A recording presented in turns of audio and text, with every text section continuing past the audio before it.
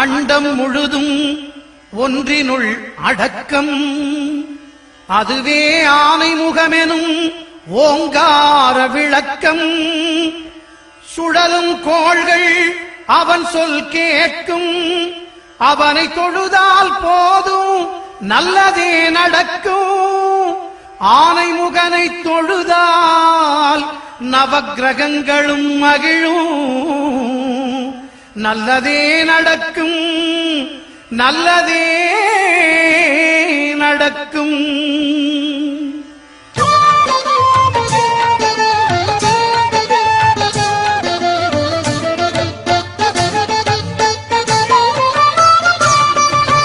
ஒன்பது கோளும் ஒன்றாய் காண